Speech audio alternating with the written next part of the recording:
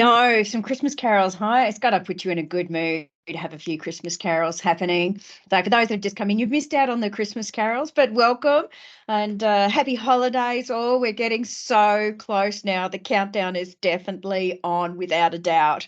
So we're going to get stuck in because I say this every month, it's a big month, but out of the whole year of everything that I've done, like last month was pretty big, and a lot of people thought that I was doing all of the months that I was gone. I wasn't, by the way. It was a big month last month. This month, I kind of thought that maybe it wouldn't be as big because we had the announcements from Ignite. A lot of things coming into Ignite, but the announcements from Ignite just blew everything out of the water. Eventually, I got to the point the other night where I went, just put the link in, just the link, that's it. And I just went, clearly you're tired, it's time to step away. Now let's get into it. So welcome everyone to the Microsoft 365 Adoption User Groups. This is December, the last one for the year. So for those that haven't actually been in before, my name is Kirsty. The presentation link, I have provided it in chat. It's actually plugged in to the top. It's pinned there, so you'll be able to go and find it. It's definitely working. I realized I changed the folder name, which is why the link stopped working for a moment. It's like, I'll have to change it back because it's just called new folder rather than December. It's like, damn it, missed that bit. Anyway, all good. Let's get in. I'd just like to start by acknowledging the traditional custodians of the land on which we're all meeting from today and pay my respects to elders past, present and emerging. And I extend that respect to any Aboriginal Torres Strait Islanders peoples who have joined us today. Okay. Of course, I ask that we all be welcoming, we open to different questions and viewpoints along the way, and that we're actually understanding of those particular differences, and that we're kind to each other, that we use appropriate and patient and respectful gifts. I love a good gift, so throwing it into chat. At any point, please feel free to chat and ask questions in the chat pane. Raise your hands if you've got a question in terms of our speaker when we get Craig in. And anything along those lines, please feel free. I love a good reaction. We've got a few reactions already. We've already had some love hearts and a few things along the way with Michael Bublé for our Christmas greetings. And so kicking in and getting ourselves underway, I always start with a bit of a, what have I been up to? Okay, it's only been 3 weeks. I kind of thought I wouldn't have as much to talk about in 3 weeks, but it's amazing what you can do in a couple of weeks. I went to a concert. It was all the hip hop over the last 50 years, which was rather cool. It was Kelly Rowland and Boys to Men and Flo Rida and Jason Derulo. It was a fabulous night. Just loved it. Got stuck into my jigsaw puzzles. I think I just needed to shut the head down. I like doing puzzles, a bit of mindfulness, and one of them I got given a vase. It's actually a real vase, so you can put it together, and I've got orchid in there at the moment, so it's a very happy little vase. Been spending a lot of time with my grandson and doing some cake decorating shows and a few other things, my own cake decorating, been to the comedy go to the comedy store fairly regularly, and we're lucky to have Sam Taunton jump on if you've seen him on the project. So he was there along for pretty cool. But my daughter is moving house, so I am going hardcore. I've been spending a lot of time either looking after my grandson, picking up, dropping him to school, moving houses, but not just one house, because it's my daughter and her partner are moving in together. So he had a 5-bedroom home and she's got a 3-bedroom, and it's crazy, insane amount of work doing 2 households and merging it together. So that's kind of what I've been doing, pretty hardcore. So that was last night, put the Christmas tree up, and we've got the very cute little elf on the shelf is sitting there with his lolly this morning that my grandson gave him, and a picture of him that's been drawn, put behind him. So now I've got lots of fun things to do for him. So, yeah, the joys of getting closer and closer to Christmas. Now I can see that we've got Craig in just in time, Craig, because we are hitting our guest speaker. And as I said, there is a ton of content coming afterwards. I am not going to touch necessarily a lot on Copilot because we've actually got Craig in now. Craig and I really got to know each other as Microsoft MVPs. Craig Craig would run the Unified Communications user group here in Sydney, and I would regularly go and have a chat at his user group.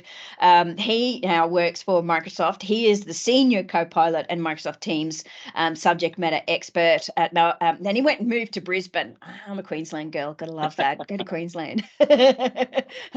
So I am going to hand it over to him. Now, the session that we're doing in terms of Copilot is not based on anything that's heavy technical. So if you are here from the technical, this is more of the sort of the business side of user group. This afternoon, actually, well, if you're in like New South Wales, like myself, it'll be 4:30 because they're Adelaide based. But they've actually got Peter Calvert speaking this afternoon. So I've got the link in the presentation if you do want to join the technical group this afternoon around Copilot and getting a better understanding. So on that note, thank you so much, Craig, for coming in. I will let you take over the screen and start your presentations and demos. Yeah, no problem. And just before I do, every time I join one of your sessions there, Kirsty, you've always done like a whole bunch of interesting things. I sit here listening to what you've said, and I look back at it to see what I've done, and I think, geez, I'm boring. Although I was going to say, I know my daughter says that I'm ADHD. It's like there's always got lots to do. Lots going on. Well, I did get to Robbie Williams in Sydney with the missus whilst we were down there. So nice. yeah, I would have loved to have done that. Next time he comes around, I've done so many concerts this year, as everyone will know. I think my bank balance will be very kind to me if I just slow down a little. I'm about to do Harry Connick Jr. Harry Connick Jr. is Friday night, so I'm looking for a bit more crooning on top of the Michael Bublé. Yeah, right. You have to give your voice a rest, like singing in between each one. But there you go. I know, right? Okay, leave you with it, Craig. Right, if there's any questions, anyone, I'm more than happy to help with that as part of the session. So I could wait. Okay. Yeah, beautiful, no problem. And if anyone does have a question, feel free to unmute, jump in. I will try and keep an eye on the chat as well. So yeah, if you have a question, just chuck it in the chat or unmute, jump in, interrupt, and away we go. We're not going to be overly technical in today's session. So what I want to do is kind of focus on, first of all, what Copilot actually is, because a lot of people are talking about it. It seems to be the buzzword at the moment. In fact, I can't even go on LinkedIn without my entire LinkedIn feed either being about people's profile photos being developed in Microsoft Design Studio, or some form of Copilot content. So it definitely is the buzzword at the moment. So what I wanted to do is kind of go right back to the start and talk about what is Copilot. So the first thing that you should know is there's multiple versions of it. The one that we're going to be focusing on today is the one inside of M365. Just give me 1 second. Sorry, I've just got an incoming call coming in on my.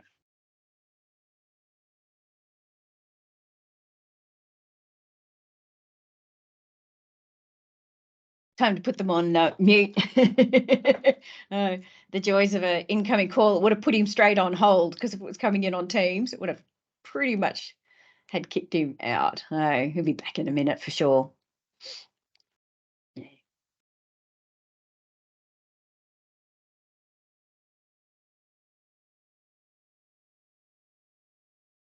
So the link I also get 10 out of 10 points for hitting the wrong button and dropping off the call as well. So there you go. That's a $1. I kind of thought something might have. Hang on. Add you a Teams. And what isn't it? Now, Kirsty, I realize I actually can't hear you a second as well. So hopefully you guys can hear me okay. Give me a thumbs up if you can still hear me. Yep, we can hear you. Yeah, sweet. Okay, cool. All right. So what is it? Well, essentially, it's a tool that automates a whole bunch of things that helps you get more things done in your day. So you've probably seen a whole bunch of announcements about it, what it can and can't do. And we're actually going to step through some of that shortly. And I'll show you exactly how to use the tool in your day-to-day life. But I think it's important to point out what it is and what it isn't. So although it does automate things, it's not there to take over your job, and it's not going to replace you anytime soon. It also, as of yet, can't join meetings on your behalf. So whilst I would very much love to sit there all day and never attend a meeting ever again, it can't do that as of yet. But what it can do, and what I'll show you later on, is if you're unable to attend a meeting, it's going to be able to provide you updated notes and summarizations on what you missed essentially in the meeting. So rather than having to go back and watch that 30, 45 or 60-minute recording, even at 2 or 3 or 4 times speed, you can just ask Copilot, and in 30 seconds, you'll get a response back of what was discussed, what the action items were, are any of those assigned to you, amongst other things as well. And of course, I think it is important to point out, I had a conversation with someone the other day who was talking about AI, and they said, oh, it's all part of Skynet, we're turning into the Terminator. And I thought, well, we're not quite there yet. So we're not really going to wake up tomorrow and have Arnold Schwarzenegger on our doorstep quite yet, at least anyway. All right, on to the basics. So first of all, right now it costs $45 per user per month, Australian dollars. It's about 30 US, so do the conversion about 45. May be subject to change at some point, but right now that's where it's sitting at. You can use it across M365 apps, including in Word, Excel, PowerPoint, Teams, and also the new version of Outlook as well, which is known as Monarch. Now, a lot of people hate the new version of Outlook, myself included. I still have not gotten used to it. I can't. So therefore, we heard that loud and clear from our early adopters program, our EAP customers, who turned around and said, look, Copilot is great, but we'd like it to work in the current version of Outlook as well. So that's been penciled in, and I'm told it'll make an appearance in the current version of Outlook around December 12th. So there's only a few days to go until you'll start seeing that appearing in your current version of Outlook. You do need to ensure, I appreciate the round of applause there, whoever that was. You do need to ensure that you're using the current channel of Office at the moment. That's the most up-to-date version of Office. Now, it is also coming to the monthly enterprise channel, the MEC, as we call it, also on December 12th as well. So if you're using the MEC or MEC channel in your environment today, you don't need to roll out current channel. You can just wait those additional few days for it to appear in monthly enterprise channel. Of course, if none of that applies to you and you're running really outdated versions of Office in your environment, or you're using the channels that don't refresh as often, you can also use the web versions of those Office apps as well as an alternative. That's exactly what I'm going to be doing in today's session when I show you the demo of this as well, just to show you how powerful those tools are and what you can actually do with them. I quite often use them on my mobile phone. So if I'm don't have my laptop with me, I'll just open up the apps on my phone and start using them through there, and away you go. In fact, the vast majority of the slide presentation that you're watching right now was done purely on my mobile phone. So there you go. You can achieve a lot these days with that little thing in your pocket. Let's talk about prereqs. So these are a little bit technical, but really they cover the vast majority of what's required to get Copilot up and running in the environment. So short of just applying a license to a user, turning it on and enabling them, you do need to ensure that the user's details and user's files and orgs files are stored within M365 where possible. So we want to ensure that all that information is in the cloud, not on-prem. Copilot doesn't touch anything on-prem. So just keep that in mind if you obviously get questions about this. Why can't I ask Copilot about this specific document? Is it stored in OneDrive? Is it stored in SharePoint? Good thing to check, first of all. The other ones there mainly focus around ensuring that all of the users' identities live in Azure Active Directory or Entra, which they will do if you're using M365 or Office 365. A few others there that focus around connectivity between the user's device and the service. It's using something called WebSockets, which essentially is an updated version of HTTP. It just makes a connection across from the application, talks to the service, and allows that communications. Where you may see people potentially having problems if you have proxy servers or firewalls that are really old and might not support WebSockets, you may potentially have connectivity problems. I'm yet to run into someone though that has a connectivity problem as of yet. So if you obviously do have that kind of problem, just make sure you check the Office 365 URLs to make sure that all those IPs and URLs are opened up to support it. As I said, it is available in Word, Excel, PowerPoint, in the web versions and on desktop as well. But if you're not running that most up-to-date version of those clients, you will obviously need to use the web versions. I've already touched on Outlook, of course. Give me a thumbs up or thumbs down in chat if you're already using the brand new version of Outlook. I'm interested to see if anyone's using it. Okay, yeah, a couple of people. Interesting. Yep. Lots of people. Awesome. Good stuff.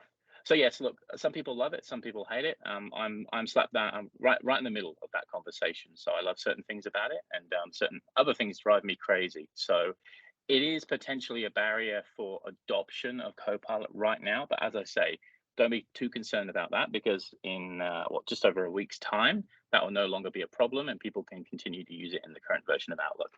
And last but not least, of course, my favorite application, Teams. I will show you how Copilot works in Teams, not only for things like transcriptions and meeting summaries, but also for what we call cross-app collaboration as well. So the M365 chat app that will appear inside your Teams client will be more than likely how you'll interact with Copilot quite a bit inside your sort of day in, day out operations when you're using the tool. This is as technical as we'll get with this slide. Now, there's a lot going on in this slide, but I'll step you through it. Essentially, this slide explains how it works. So what happens when I put a question into Copilot? Where does it go? What does it do? Where are the magical elves that do all the hard work in the back end? Essentially, first things first, all this essentially runs inside your Office 365 tenant boundary. So we're not sending documents and data external to some external party. It's all within your tenant boundary itself, and obviously all runs inside of Microsoft data centers. It's not ChatGPT. It's very different. So ChatGPT utilizes the same large language model, but that runs on its own platform. So we're not sending information to ChatGPT. It's all held within Copilot itself. We also, unlike ChatGPT, we don't use your data to train our large language models. Every time you ask a question, that information is sent to the LLM and then it's dropped. We don't record it anywhere. It's not kept for processing purposes. It's not kept for training purposes. It's gone, essentially. So we're not using any of your data or information to train our LLMs either. So you ask a question, Copilot sends that question across to the Microsoft Graph. The Graph is responsible for grabbing things like emails, files, meetings, chat messages, calendar appointments, contact information. We call it pre-processing and we call it grounding. It essentially applies context to your question. So you can ask Copilot, what was the meeting that I had on Wednesday and what documents were sent in that meeting? So rather than me having to hunt them out, I can ask Copilot to do the hard work for me. It utilizes the graph to find all that information. It passes it to the LLM, which processes the prompt, which then goes through a couple of checks just to make sure that the prompt isn't going to return anything harmful, like swear words, for example. It may pass back through the grounding again, back through Graph to apply even more context for it. So to pull those documents and meetings up for you, and then it presents the answer to you using a rather sort of sounding human response. And all that happens in the fractions of a couple of seconds. Before I move on, does anyone have any questions around this slide? I know it's obviously quite a lot to take in. All you need to take away from this essentially is you ask the question, uses the graph to find the context for your question, passes it to the LLM, which returns the text response back to the end user, presents the information to you. Cool. Now, something else you probably have heard of too is that we've got multiple different versions of this similar product. So we actually recently, during Ignite, had a name change. So we had Bing Chat, then we had Bing Chat Enterprise, and then of course we have M365 Copilot. So first of all, Bing Chat is the free version of our AI tool that's available for everyone to use. So if you go to bing.com/chat in your web browser now, you can start using that today. And it mainly searches the web for information, but very similar to the way that ChatGPT works. The only thing that's different, of course, is that it runs in our data center as opposed to ChatGPT's data center. And that's available for everyone. And that's the free version. Then we have Bing Chat Enterprise, or BCE, which is now been renamed to Copilot.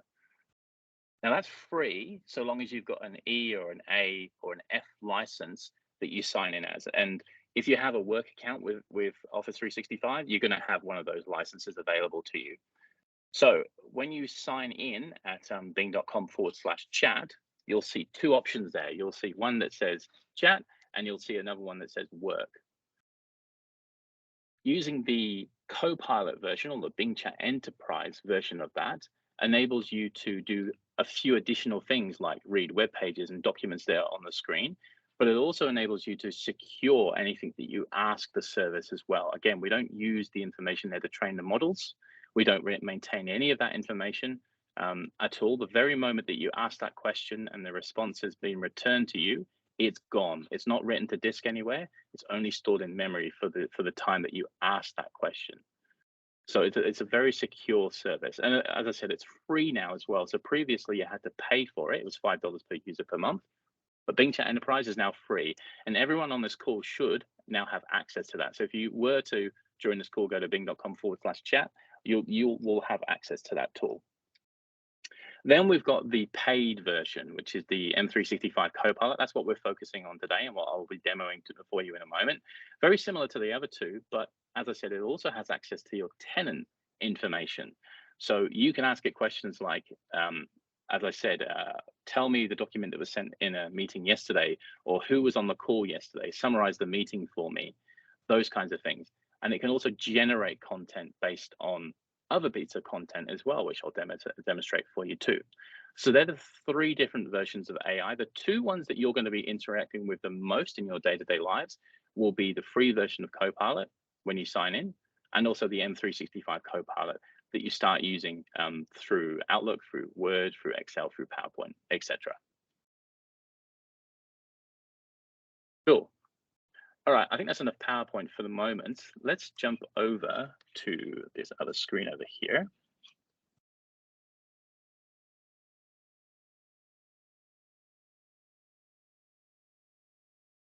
And let's actually show you guys how this works. And I'll just pause a moment just in case anyone had a question at all. Just scrolling back up through here a moment. Hello, Greg. This is Fred. How are you? Can you hear me? Yeah, looks all good. Cool. Okay, let's continue. All right, so I've signed in here just to a demo tenant here. I'm going to be doing everything here within the web versions of our Office products, but of course you can also use the on-prem version or the fat client versions that you run on your machine as well, so long as you're running those up-to-date versions. Let's start with Outlook first of all. So I'll jump across to Outlook in here. Now, this is a pretty clean mailbox. I don't think I've ever seen a mailbox this clean before, but I can see a couple of emails here. So this one from Megan here, for example. Now, traditionally, when you get an email that is pretty long, of course, you need to spend a bit of time scrolling through and actually reading what was discussed in the email here itself. Because we have Copilot on this account, instead of actually having to read the entire email, I can just ask Copilot to summarize the email for me.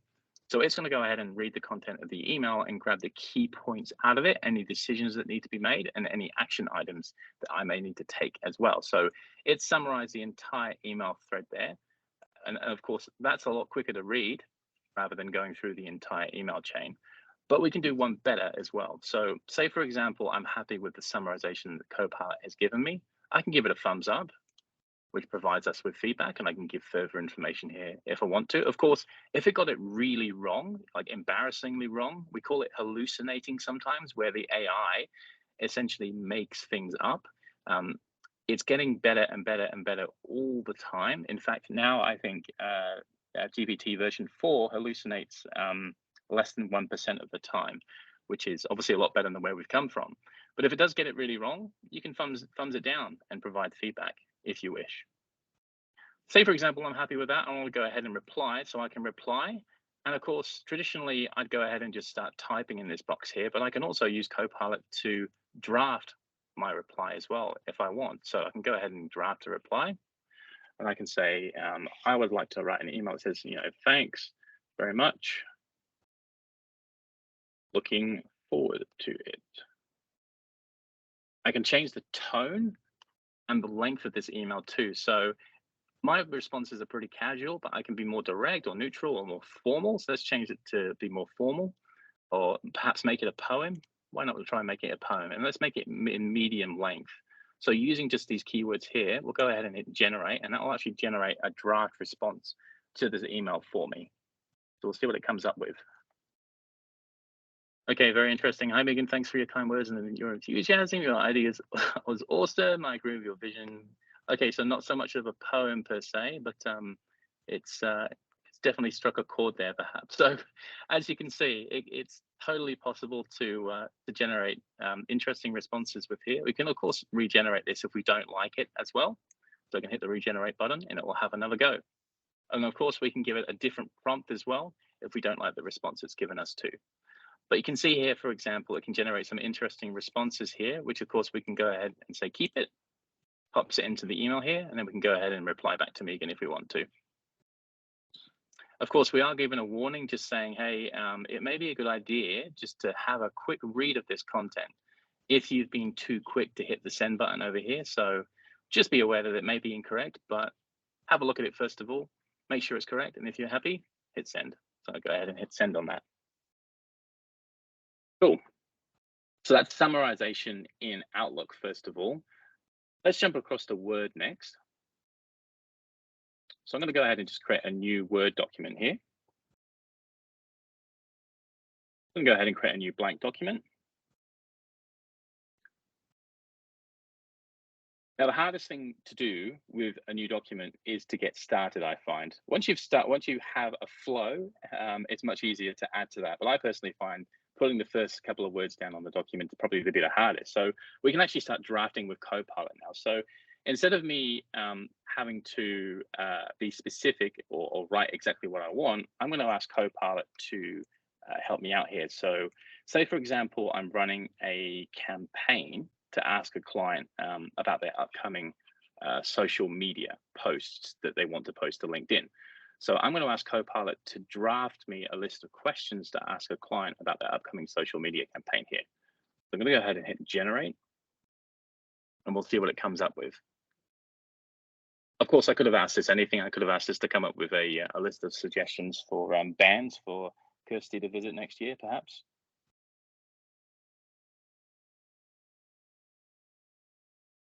Okay, so as we can see here, it's starting to pull those out. So it's given us, 10 or so bullet points there.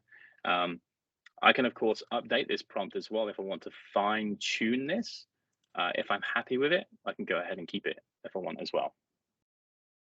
Cool, so easy as that to start generating content. Of course, if I want to add additional content down here, I can do exactly the same thing, hit the Copilot button here and add additional content here if I want to as well. All right, we'll close that off for the moment. Now let's jump across to OneDrive a second, and we'll have a look at my content. Okay, so go across to my files.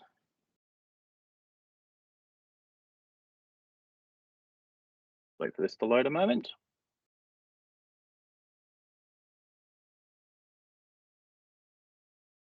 And Copilot. And we're going to open up our Contoso marketing plan and have a look at this. So this contains quite a bit of information here, a few pictures in there as well, quite a few bullet points about our marketing plan. So I'm going to scroll all the way to the bottom. Now I need to add an additional section into this document here to kind of pad it out a little bit. So I'm going to go ahead and hit the Copilot button over here, but I'm not entirely sure what I need to add here at this point. So rather than be specific with my prompt, I'm going to use the Inspire Me button. Now what this does is it looks at the entire document and it goes ahead and creates content based on what's already in the document itself and what perhaps could be missing from the document. So let's see what it comes up with.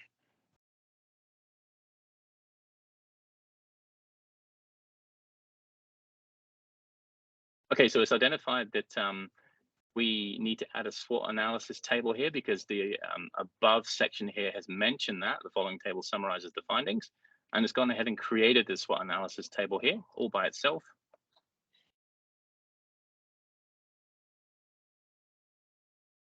Cool. Okay, so if we're happy with that, again, we can hit the keep it button. I can again be more specific, so I can say shorten this. I'll say please, because the machines will remember. So we'll go ahead and refine that draft, make it shorter for me. And again, this is all on the fly. So this is just pulling information from the document because we use the Inspire Me button. And it's going to go ahead and just generate based off of what else is in that document there. Okay, and here it goes. All right, so we're going to keep that. That's a lot shorter there. All right, so now that we have that in our document, let's go ahead and ask a few questions about this document because, you know, I'm kind of busy. I haven't potentially got time to ask questions or read the entire document itself. So I'm going to go ahead and just say, I want to find out what is the target market for Contoso. So we need to find out based on the content of this document, who is the target market. So let's go ahead and see what Copilot says here.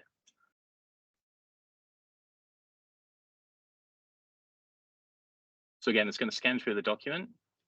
It's also going to look for other things internal that may apply to this as well. So not just utilizing this document, but utilizing other known sources that I currently have access to as well.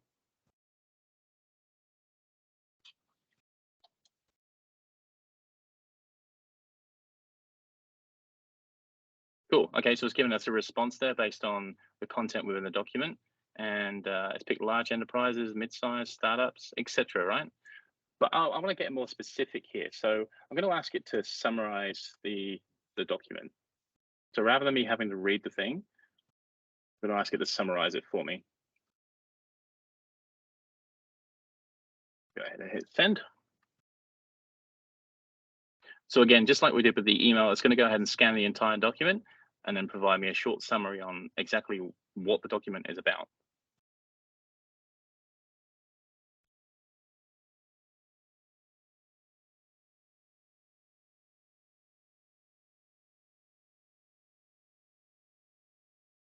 There we go. Okay, so it's given us a summary of the purpose and the scope of the document and what the marketing plan is and what the target market is and what the company overview is.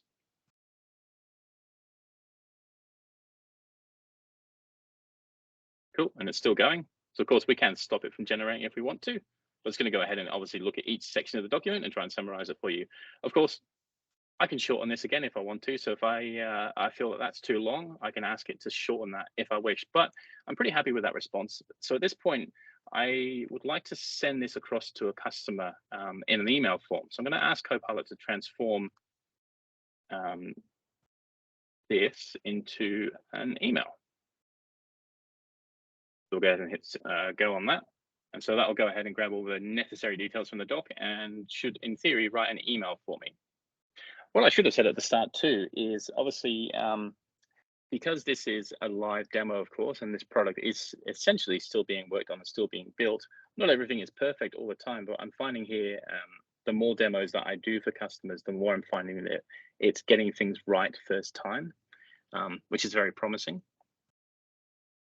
There we go. So it's produced the email for me using the key points of the document as well. So of course I can send that across. I can copy and paste that into Outlook if I wish. Or of course, I could ask it to shorten it again if I want to.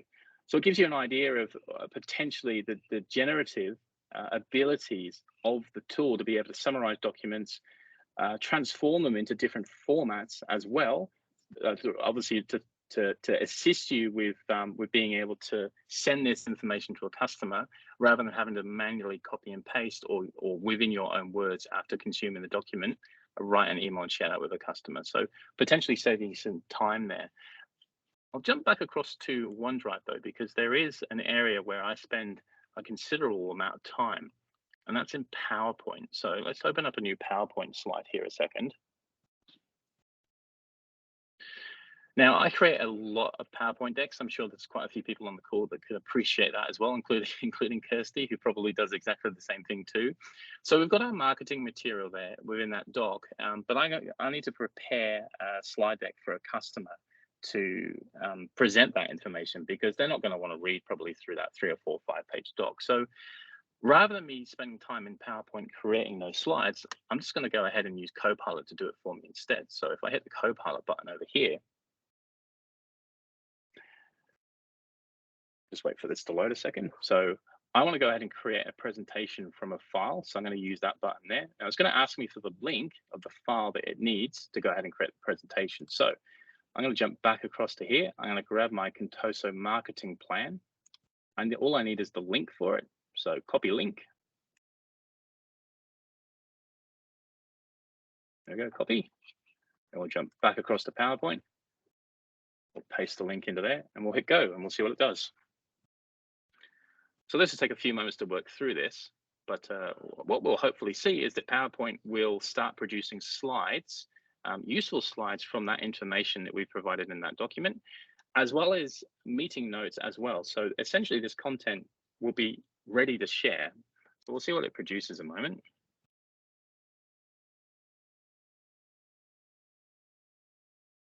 Here we go. So it's grabbing the outline for the presentation using those different titles within the document itself.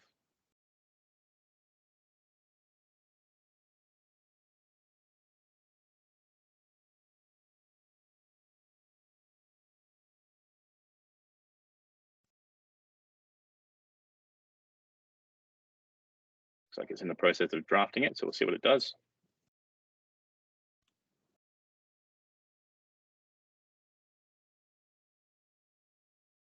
Here we go, generating slides.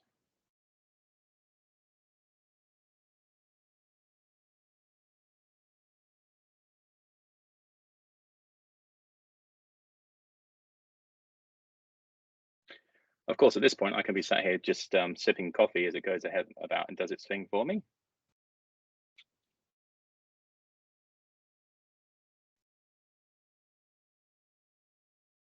All right, here we go. Okay, so what's it given us? It's given us 19 slides, and it's put together an agenda for us, introduction, various different things here. And of course, it's also gone and grabbed what it believes to be useful, I guess, contextually useful pictures and photos within those slides as well to kind of jazz them up a bit. Of course, we can also use the slide designer if we want to go ahead and change the way that our PowerPoint presentation looks. So we can go ahead, if you guys have not seen this before, this is a very powerful tool in PowerPoint, very basic, but very powerful to be able to make your slides instantly look professional. I have a tendency just to throw text on a slide and then hit the designer button and use the predefined templates that are within PowerPoint. And there's many available online as well. So if you've not used these before, I highly recommend that you do it because it's able to transform plain text into obviously professional looking slides, which is awesome. And it saves you heaps of time as well. If we're not happy, of course, with the layout or the flow of our presentation, we can ask Copilot follow-up questions. So we can ask it to reorganize the presentation. Then it'll go ahead and analyze the presentation for us and ensure that the flow makes sense. So we'll go ahead and move these slides around if required. So we'll just let that generate a second.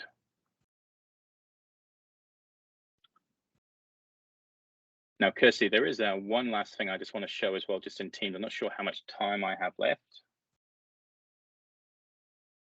You're fine, go for it. I'm not sure if you can hear us though, Craig.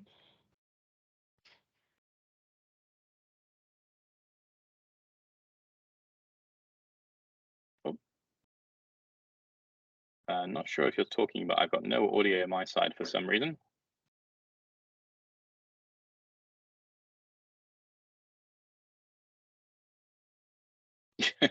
Yes, indeed, Robert. Indeed. What I may do is I actually just drop off and rejoin just 1 second.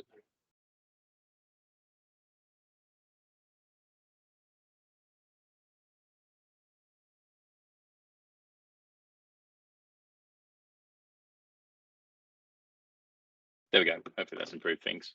Can you hear us now, Craig?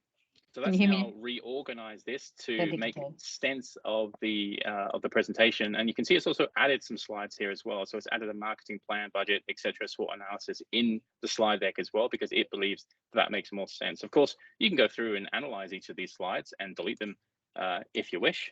The last thing I want to do, though, is I have a tendency to obviously want to ensure that right at the end of my presentation that we leave enough time for questions from the audience. So I'm just going to ask it to add a slide thanking the audience for their time and encourage them to ask questions. So again, it will utilize the design in the PowerPoint presentation. It will go ahead and hopefully add an additional slide at the very end here based on the prompt that I've asked it. So we'll see what it does.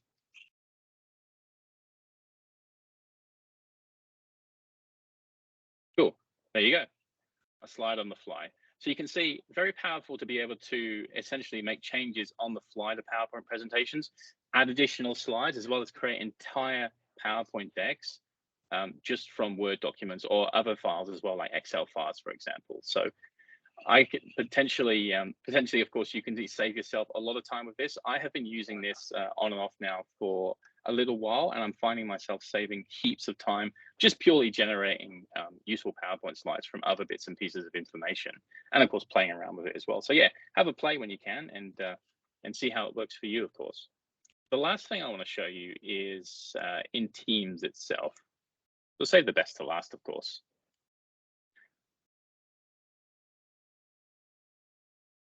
So there's a couple of ways of interacting with Copilot in Teams. The first one is via the M365 chat app. So I asked it before for information about a particular development that one of my colleagues has been working on. So I can go ahead and just re-ask the same question again, just so you can see it will generate that response again for you.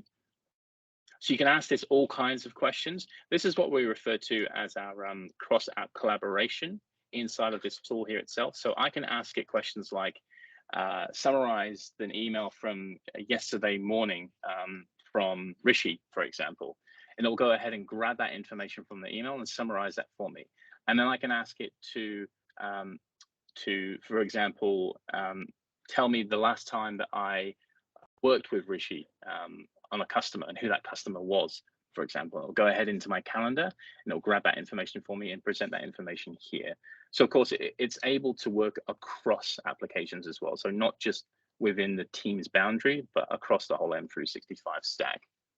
The other area that it's very useful for, though, that I use it all the time for, is for meetings and for summarizing chats. So I've got a meeting here that I couldn't attend. This was a planning meeting. I'm going to go ahead and use our recap feature here. And I'm going to hit the Copilot button here. So I couldn't attend this meeting, but I'm going to ask Copilot to summarize the call for me.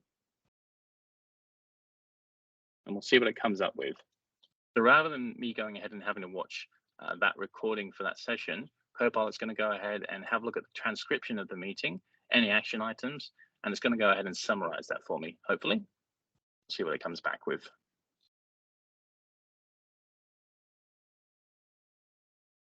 Cool. Okay, so it's come back with the objective of the meeting, what it was about, who the target audience was. It goes ahead and also shows us in the transcription. So we can go ahead and click one of these, and it will show us within the transcription where what was said and who said it and when it was said as well. So we can go back and play that transcription as part of the meeting recording itself, so we can hear it live if we want to. So it's showing where it's pulling these references from. It also will go through and provide sentiment on the meeting too. If people disagree with certain things, why they disagree with them. It also is smart enough to detect when someone's joking about something as well. So if someone makes a joke about something or jokingly says, oh yeah, I haven't done that yet, Copilot's smart enough to understand the sentiment of what's being said and won't take that seriously. We had an example a few days ago for a colleague that made a joke about deleting files in a meeting, and Copilot was able to detect that the person was joking. And so, although it flagged it in the meeting, it didn't capture it as an action item because it knew that person wasn't being serious. I also want to know who attended the meeting, so I can ask who the attendees were.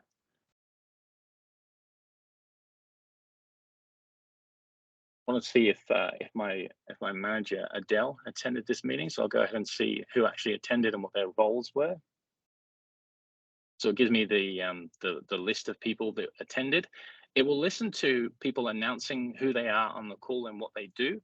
So if, for example, people aren't within your org and they say, I'm from ABC and I do X, it'll make a note of that and then provide that to you should you ask this question at the end of the call. So you don't have to have that information recorded anywhere.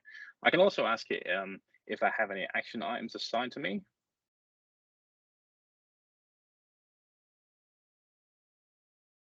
Because again, I didn't attend, so I'd be interested to know if anything was assigned to me. There you go. So it says some of the action items that were assigned to me during this call. And finally, I'm going to ask if my manager, Adele, if I can type properly during the call. I'll ask her if she said anything during the call.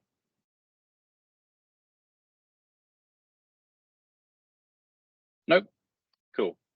So Adele wasn't one of the attendees that attended, and of course, because of that, she didn't say anything during the call, which makes sense. So I'll give that a thumbs up because that's that's all good. All right. Back to PowerPoint.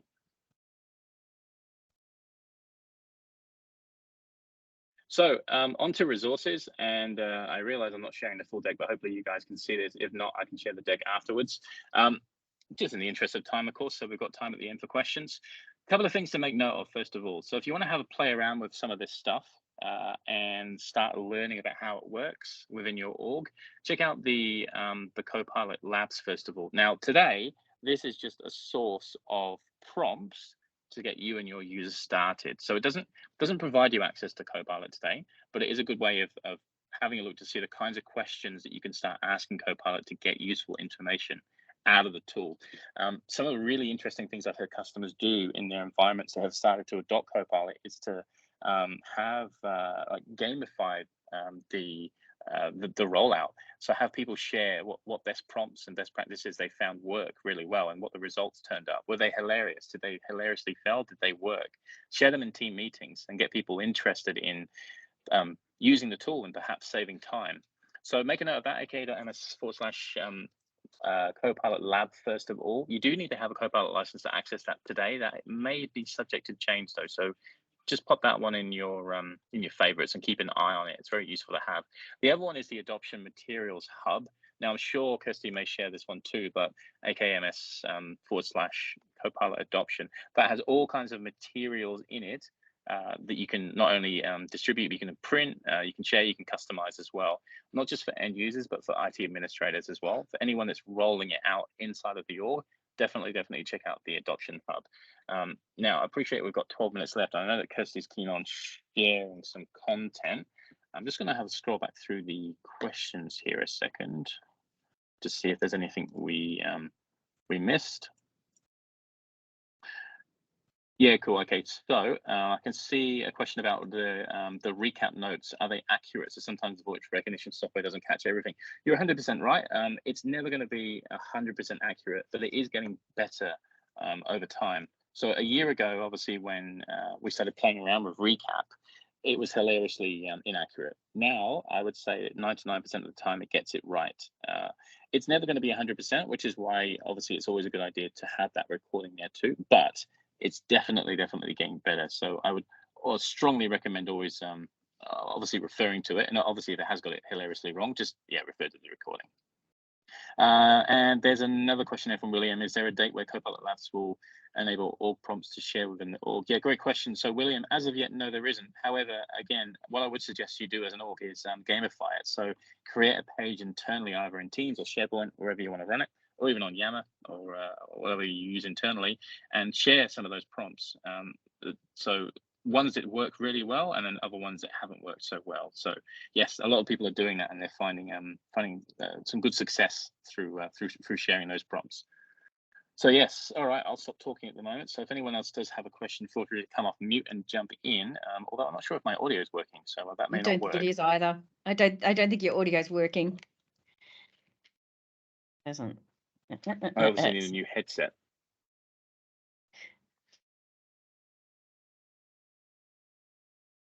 Yeah, you're right, Kirsty. It definitely doesn't seem to be working. What I might do, I'll just drop off again and just rejoin.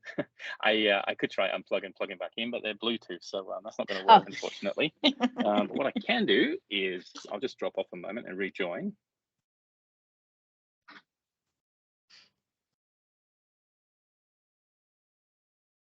What I'm going to do is I'll kick off, come back in while he's rejoining. Yes, he seems to be on mute. I'm trying to I've got a very large presentation, so I thought I'll try and see if I can do PowerPoint Live, but never lets me when I've got as big a presentation as what I've got. Doesn't want to load it. That's fine. I will come back and present instead the PowerPoint. So let's come back in. All good. My audio is actually working now, but there you go. I'm not sure what was going on there. Excellent news. If anyone knows of a Teams SME, let me know. Funny that. Okay. There was one or two other questions in chat, Craig, that you may grab that came in just towards the end there. Yeah, no problem. What I might do, I'll respond to them via. I'll type as you talk. Mm-hmm. Okay, let's get in and get started. Right. So the what's new in adoption, what's new in Microsoft 365. It has been taking a while in the past to get through some of this content. It is going to be a while, so I do understand those might actually have to drop off at fairly soon or at 1:30. We might go a little longer. I reckon it's at least an hour worth of content here, everyone. Or you just hang in with us because there's a lot that's come out of Ignite, and let alone what's new, what's coming, the things that are going on over the next year, and a whole heap across both adoption and the technology. Don't forget the recording will go live on the Microsoft 365 adoption YouTube. There's lots of questions and answers that have been done that I work alongside Christian to help you guys as a community. About to record tomorrow morning a whole heap more, so they'll all go up hopefully within the next week or so if you have a look. In terms of the release notes, it's funny, I had done up a lot of the adoption content over like on Sunday, and everything kind of went live just recently for November 30. So just this morning I was putting a whole heap more content in. So moving our way forward, there is the November Champs call. It does have information there from Ignite if you want to go and have a look. It does focus a little bit on the sort of the Copilot and Viva side of things. So one to go and download and go watch with Caruana and team. Adoption Mastermind event coming up, and I had noticed, Jamie, we've got you on the call. Jamie and I are going to connect tomorrow, looking at potentially having a more Aussie-friendly timeline. So it'll be good to have a little bit of a chat with you and see what we can do around those adoption masterminds. Anyone that wants to come along.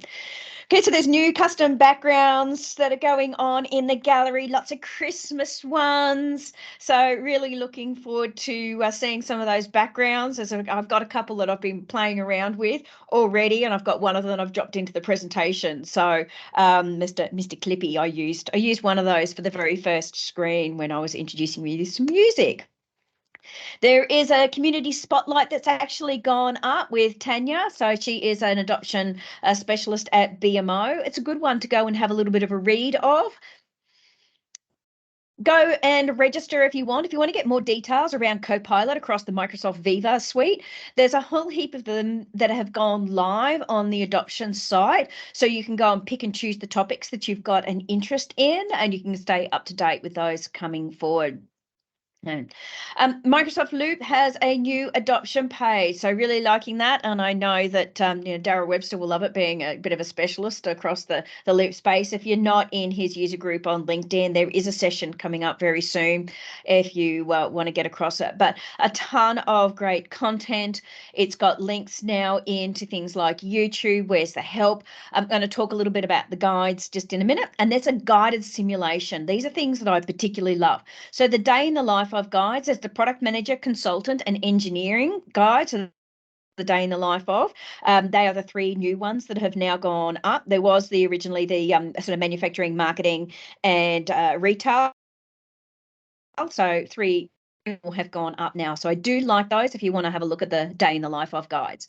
The guided simulation. So there are a couple there. There are actually 3. These are physical click-through demos that you can use as part of learning. There's other ones that are available in terms of some of the demos across the technology, but I do like these new ones that you could plug into your own sort of learning SharePoint sites, for example, to help people do some e-learning without having to pay for e-learning. So gotta love it. There is some new sessions going on in terms of the inside teams. The latest one is off the back of Ignite with Jeff Tepper. If you want to watch sort of a bit of a roundup, it's a good way to get your way through some of the content I'm about to drag you through if you're staying. Okay. Remember I said there's a whole heap of registering for more details. This is another one around Microsoft content management. So lots of information that you could potentially plug in here. If you choose some of these options, so some of the options that you're going to see down the bottom here in terms of areas of interest, what it will do is it will extend out and ask you more questions. So we'll ask you some more questions, okay? There is a blog that's actually gone up around unlocking OneDrive's potential. Now, it does say for IT administrators, but what I particularly liked about this one for us as an adoption community is that in that it talks about some of that purview audit logs where it starts to dive into some of the sharing activities around sort of the OneDrive logs and information around the way that our users are actually using and sharing content and, you know, working with those that are sending out and externals. And, you know, it's not one that I had actually personally had seen before, because I suppose if I don't dive as much into the administrator side of things, then I can sometimes miss these things, but you know, it's good to actually see it there to be able to dive in. It comes down to what are the permissions that you've actually got. Don't forget that this is actually a part of the purview piece. Right? There is a Stream Insider program. So they've got their customer connections office hours. So if you wanted to, you could actually get involved in terms of the Microsoft Stream. So I've put in the presentation, this is just a picture over here in terms of the rolling, but I've given you the link inside of it, and it's up the top on the page. So you'll be able to then sort of dive in and have a look at the customer connection component to deal with the team. There is a Viva Amplify event coming up with Michael and Liz. So Liz being ex-MVP.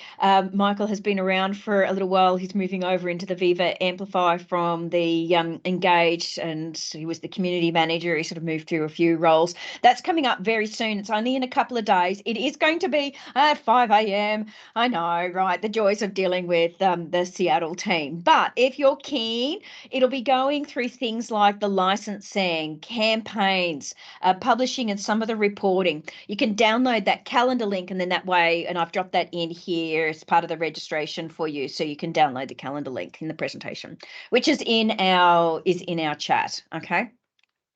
All the links, and they're actually there. It's all pinned into chat. So if you go into chat up the top, you see it running across a lot, and I've put the links in a couple of times now. So we've also got in the new content, there is Microsoft Engage. It's a PDF. It's quite a lengthy one. This particular one, I think it was like 20 something odd pages long. There was a couple of them that were different ones. I do particularly love this one. It has got in there all of the content that you can actually use, like how to use it, jumps to doing announcements, announcing and giving you ideas in those announcements, the different posts that you could probably do. It's got then, you know, larger impact and questions and identifying, so it jumps around, and it's got lots of really good content in this PDF, which is a presentation turned into a PDF for you to be able to help around launching Copilot with Viva Engage. There is the latest sort of white paper that's actually come out. So if you're going online, so on this particular piece, the latest work trend index is around Copilot. one to go and have a bit of a read through. It was interesting to see some of the comments. I mean, we've just had Craig go through, but things like 64% say they're spending less time processing email. Is that alone? I mean, think about the time that we spend on email. So there's certainly some of the value on the more minor productivity pieces. So if you work that out, if you sat there and went, if my users across the organization were spending 64% less time processing email, how much time do they spend? You could probably do a bit of research, for example, get a bit of an idea, have a look at what's the average income, and start to work out, is it actually worth it to get the licensing for Copilot? Because a lot of times it's a tough sell, and we can actually help our IT team to bring in a few things around, adoption and driving it forward. And we often have to put it in dollars. So it's, one of the ways for us to be able to have a look at the value of taking on a particular license. No, not enough to just say Copilot's great, I love it. We've got to help them kind of quantify it in terms of return on investment. Okay. Then this was a diagram that actually came up around Copilot where you actually can see it flowing through. Our main focus for this particular session was sort of really down here around sort of 365, but it's actually going right across the whole suite. Okay, so it's not just one area. There is a ton that it's flowing through. We may not see it across all of it, and it depends on what products you're actually using, but there's a lot there. Okay. A great Viva Insights piece that's actually come out. So when it comes to some of the research around it, I thought that it was particularly interesting that in terms of some of the Viva Insights, something like 21 plus attendees. So we're in giant meetings, which make us a lot less effective. We're in these really big meetings, and people don't tend to speak up as much when you've got really big meetings as well.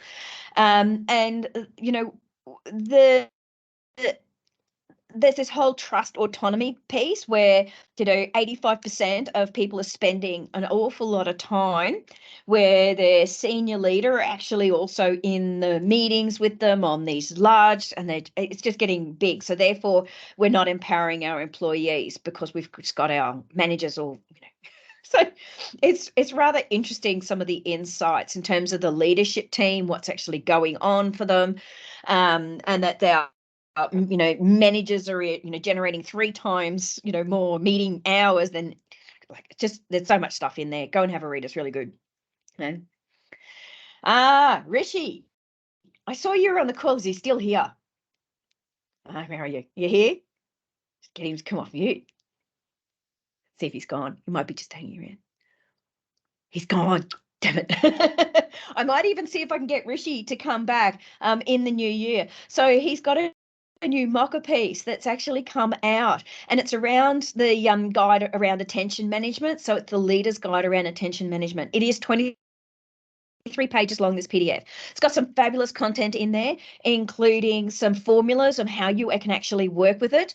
It's got some ideas around what you could put together in your presentation, how to actually prevent distractions, what does it look like from a people and culture perspective, examples of scenarios and what you can actually do to help them to around attention, especially in this day and age. So there's some real struggles when it comes to hybrid. And we know we did our session around, hybrid, and in the last one with Andrew, this kind of takes it off the back of that. Go and have a look and a read. I would highly recommend working your way through this. It is a decent sized document with a lot of information.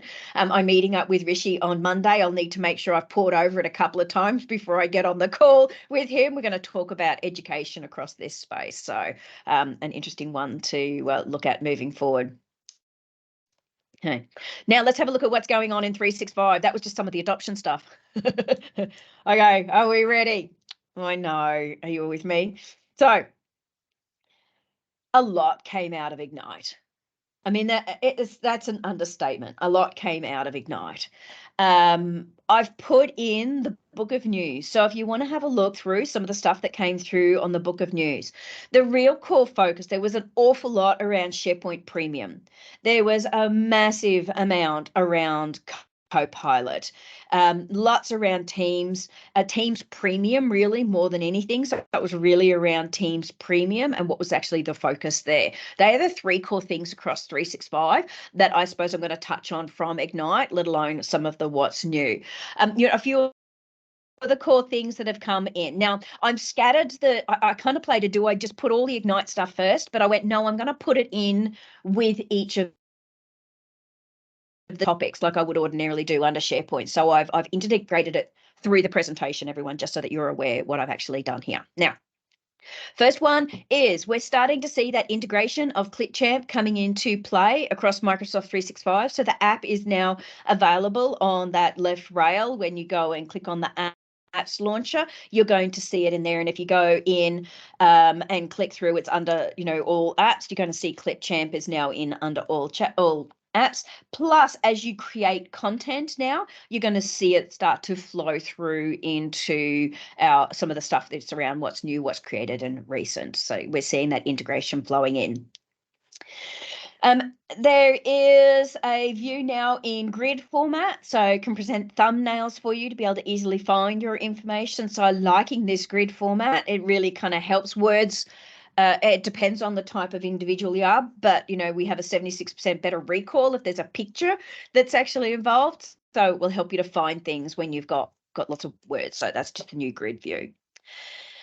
Another one is the ability in your My Content to now be able to do tagging. So it's all got these color-coded sort of tagging, and these are only private to you, but you can go and create and categorize your content with some tags. I'm liking that. Another one, it's making it a little bit easier for you to be able to delete files directly from the Microsoft 365 app, so you don't have to go into My Content. So under the ellipsis button, you'll now be able to go in and do the drop down and click on delete.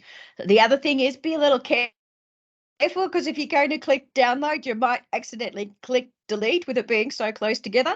A little nervous about that one being there, but I suppose we'll soon see. I mean, the good part is you've got a recycle bin, so maybe just teach people where their recycle bin is in case they do delete it across SharePoint and OneDrive.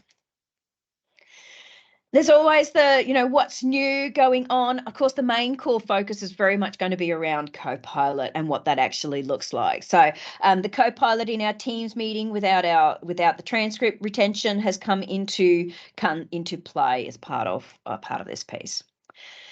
Another one is the catch up. So if you were in the app, so on the web or through Teams, you had your catch up, what's actually happened. Now, they would drop off pretty quickly in terms of catch up. Now, between sessions, it's actually going to stay there for up to 28 days across Word, PowerPoint, and Excel. And if it's a new item, you're going to get a little blue dot that comes in to tell you that it's actually new. And you can dismiss those items individually if you wish to. So I do like that one. Often I get it, well, hang on, there's been updates. How do I know when they've dropped off because they've got out and come back in, or they've restarted? Yeah. What's new, you may have seen this pop up in terms of what's new in Teams, and we talked about the Meet app last session, so I'm not going to dive into that too much. So it's all that Meet piece. From Ignite, one of the core components that came out was Mesh, and inside Teams meetings, bringing Mesh more and more in, including immersive spaces and creating customized immersive spaces. So one to go and have a look at from Ignite. There's some recordings. Now, Teams Premium, I did say Teams Premium was a really big one. Teams Premium is a license. When we were first looking at it back when, and we had our speaker coming in and having a chat with us around Teams Premium, I would say back then, was it of value? Probably not when it first started. I mean, it was still in kind of preview mode as well. However, now it's really starting to get more and more drop into it. And there's a few core things that I particularly love. This one was it was clean up, where you had a messy room. Like if you hadn't cleaned and tidied up and you had a background, you could literally just press clean up and it would clean up your environment for you with AI. It would just fix it all up, make it all nice and neat and tidy and pretty for you. So it was rather cool. I liked that one. Lots of other core components coming through, watermarking, There was advanced town halls, hiding attendee names. Some of this stuff we're going to see as we flow through in the presentation. We have, okay, so one of the things that was a part of Teams Premium was the visibility around some of the external collaboration that comes into play in so those reporting that's actually flowing through. So it depends on the type of permission you've actually got in the admin portal to be able to see things like, do you have inactive teams? And why are there all a ton of inactive teams? Is it people aren't actually working? Is it they're creating things and not using? Do they understand why, for example? It also goes into external collaboration. So there's a lot more around sort of advanced collaboration tools, and the focus is very much on those external components if you've got external turned on. So you can start to see, you know, how are they doing it? Are they even doing it, for example? Okay. The webinars and town halls. So we do have content that's available as part of the Teams Premium, and then we also do have some that sits in the free space. But the newly announced Teams Town Hall is coming into Teams Rooms. So this is about Teams Rooms next year. It's not just for our desktop sort of laptops. It is coming to our devices. So I do like that. So the Surface Hub also then will be running, so coming soon, running Teams Rooms on Windows, so we'll need to have those for Surface Hub. So I like that because it was always difficult when you've got these big town halls and you drag in the Surface Hub, and then it was difficult to join. Okay, so there's live events and components. Accessibility. There was a few things that actually came up around accessibility. Now, we have touched on some of this in the past, but our captioning now, you can actually change around some of the styles. You can do the colors, where does it sit?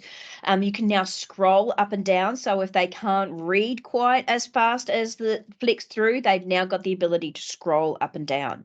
There's some screen reader updates, contrast. So if you set the Windows 11 contrast theme, it will automatically flow through into Teams without them having to manually do this as a process. I do like that. And on the mobile phone now, you can do landscape mode on the mobile phone. So if you're turning things around, so as part of, you know, all those core components. So liking the accessibility features. Voice isolation in Teams meeting. Look, we had a few things in the past around sort of the voice and noise suppression. This one goes just that little bit further. And of course, it's always going to be a little dependent on the devices that you've actually got as well when it comes to it. But it has got this full AI-driven feature now really coming in hard on the noise suppression to get rid of all of that sort of background chaos that you might see that used to kind of come with just the device. Now it's built into Teams. Clearing notifications quickly, doing things like marking all as read as part of that notifications piece so that it makes it just that little bit easier. So it's flowing through very soon in January. There are some new keyboard shortcuts. So Alt-Shift-D. Okay, so that's to set the status to do not disturb, and then Alt-Shift-R to look at the last messages received. So sort of a recent Alt-Shift-R. So there is a full list there that's coming through in early 2024. Customizing and having some of those customized default reactions. You can create them, provide them as default ones for the business as well. And then that way you can reduce the number of reactions in the interface that's actually there and available. So you could limit it down because there is a lot there. So you can sort of simplify this and make custom default reactions. Our group chat profile picture. So we have our own personal profile pictures. What you can do is in group chat inside there, you can actually upload and use an image or use pre-selected illustrations and emojis that you can use as part of your group chat that's coming through.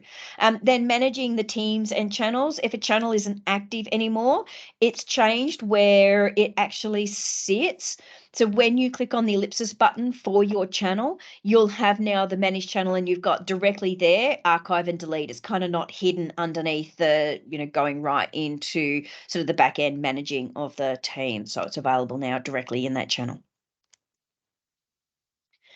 There are some new meeting options to be able to turn off copying or forwarding of meeting chat. It is actually available. I have seen it that's in the new Teams. So this is in that kind of new Teams environment at the moment to be able to make sure that they can't copy or forward. Tag management settings, you can actually now exclude or include guests. So you can turn on or off whether they are able to actually be able to deal with create tags. Our collaborative notes are flowing through to our channel meetings. So that's now coming through. We've had it where it's in our, that personal kind of space. So this is actually then flowing through into our channel now. So it'll have those loop notes because loop is coming to our channels. It's now flowing through to channel meetings. Okay. So lots of content there on what that looks like for your channel meetings.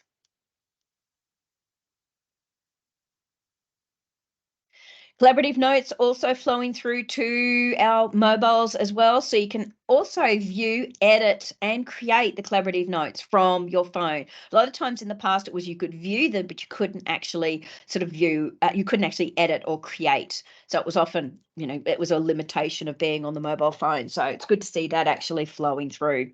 So that's coming in right now. Power Automate has actually it's got a change to workflows inside Teams.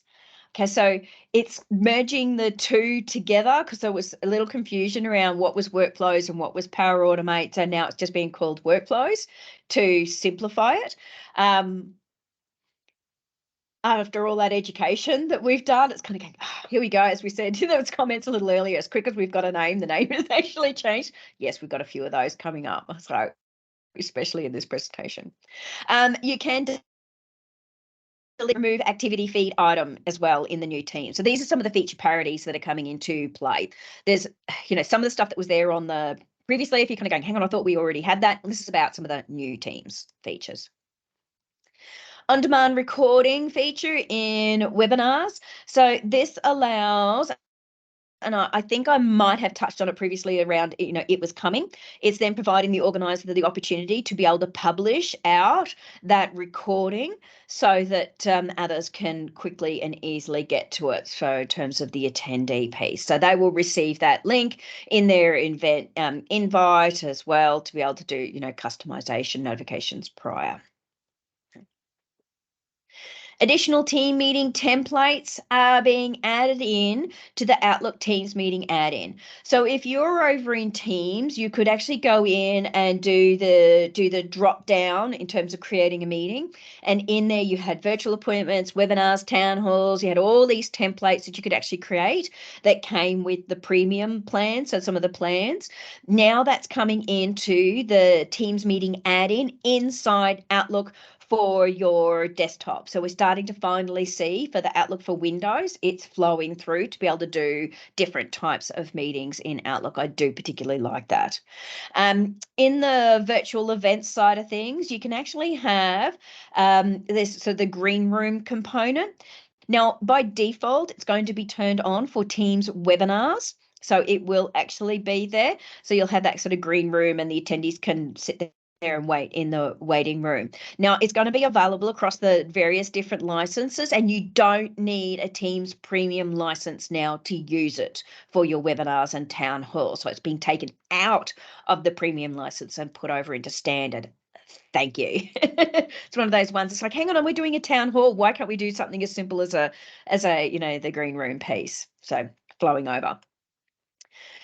Teams update to the in-call user experience. If you've got screenshots and presentations around how to do a call from your mobile phone, you will note there's actually been a little bit of a change. So the transfer, share, and hold options are now going to be on the call stage. So you will need to update your screenshots in your presentations for any training you might be doing. The profile card in your Teams mobile. So if you're clicking on someone's avatar, then it's going to really be listing everything else now on your mobile phone. I do like that one. Lots more content coming through. The Updates app is getting quite a new experience, a bit of a experience happening around updates, and I'm not sure if anyone has gone into the Updates app. I do particularly like it, where you can do things like reoccurring tasks that might need to be done. Maybe you're in the retail space and every store needs to do something every single morning, of which they could tick off on a list, this sort of thing. There's lots of different reasons and scenarios why you might be using updates. So it has actually got a new experience around onboarding, being able to export data out based on some of the tasks that are update tasks they might need to do. There's summary reviews and some of the good collaboration features that are actually coming in, and appreciation around some of the content that they might actually drop in. From weekly updates to incident. So if you haven't seen it, you need to keep your team up to date. Updates in Microsoft Teams helps you streamline all your work reports in one place easily and efficiently. In Teams, go to Updates app and start by a weekly update template to track your team status. In the setting page, you can customize the questions and invite your team members to update every Friday. After it is all set, just send it out. Every Friday, team members will receive reminders and then complete their updates. All received updates are organized in one central place. You can get the whole status at a glance and give a like to an update, or leave a quick comment to facilitate your team collaboration. Whether it's weekly update, project progress, or incident report, manage it all with Updates app and Teams. there you go. Bit of a video on what it is. So if you haven't played around with it before, I would recommend it. It's a good one. And so Microsoft Stream, there's a lot more going on in terms of the Stream piece that came out of Ignite. Now, a lot of this, there is some of this that actually sits under the SharePoint Premium, so the new feature that's coming in around SharePoint Premium. I'll talk a little bit more about that soon. But there's translations coming in now for 100 supported languages for those closed captions. There is a small fee, so it's actually sort of a fee per transcript character count that comes into play underneath the SharePoint Premium piece. So you can translate across lots of different languages. Another one around the SharePoint Premium for Stream, you've got the ability to have that 4K playback. So that's actually going to start fairly soon. The pricing information is not available yet to be able to have it in 4K playback. I've put in a link if you want to join the private preview, then you can submit your applications as an organisation to be able to have a look at it for 4K. There's also the ability for external video sharing. It's also in private preview to be able to do external sharing at scale so that your users can create video links to be able to go outside of the organization, and then it'll enable some analytics for those unauthenticated views, so you can sort of have a look and see how they're going. There's also some advanced video analytics that are coming into play. So it's a per video analytics. I'm liking the analytics. We had them there in Stream Classic. So that's now flowing through for a, site level analytics dashboard as well, to be able to show some of the stats around all of the videos that you've got inside your SharePoint. And this, especially where you're got learning platform that you might have done across SharePoint, and you want to have a little bit of an idea, are they watching the content that you're putting in there, for example, let alone lots of other ways that you might bring together community type videos even.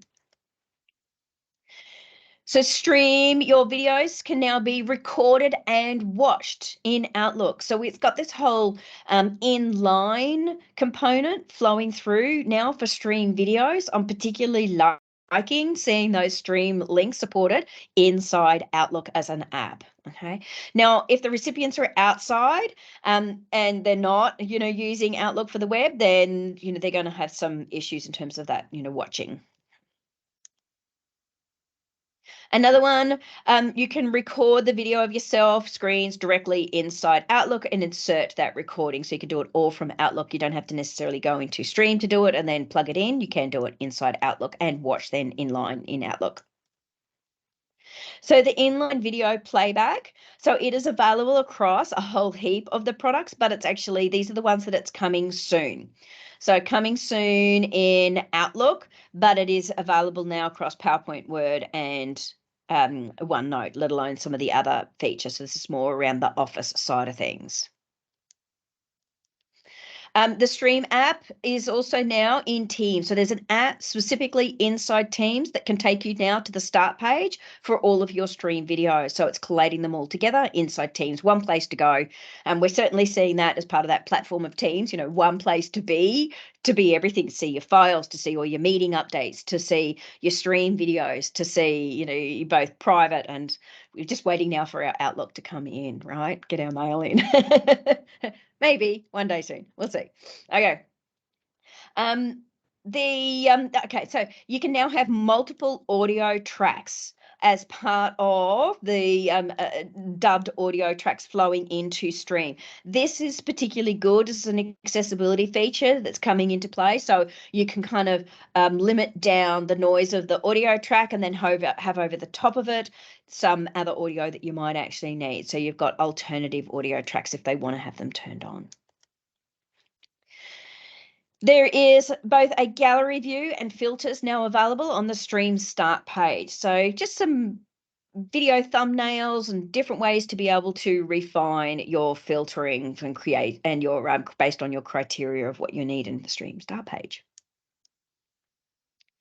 There is now some media focused search results for Stream. It was one of those things that was a little frustrating. It wasn't kind of bringing in your Stream videos as part of the search. So now we're starting to see a media focused search when it comes to Stream.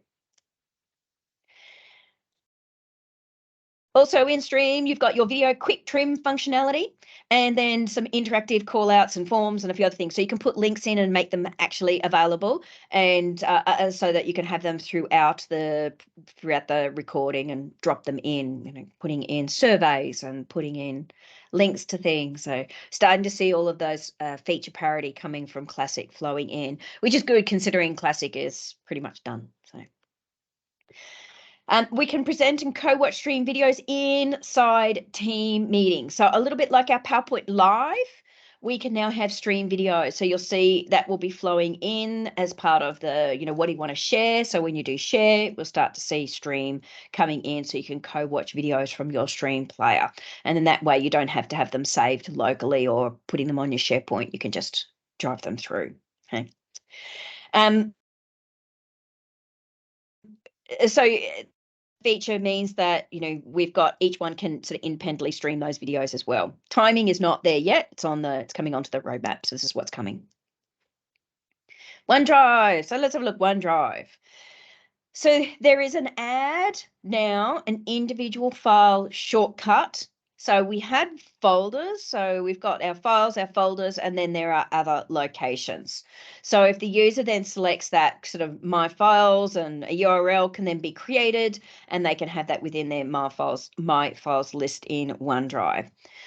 So that then is a quick and easy way. So there are two ways. There's the my files or selecting other locations to be able to add a shortcut and where do they want, and flowing through to that desktop. So through the web, I should say.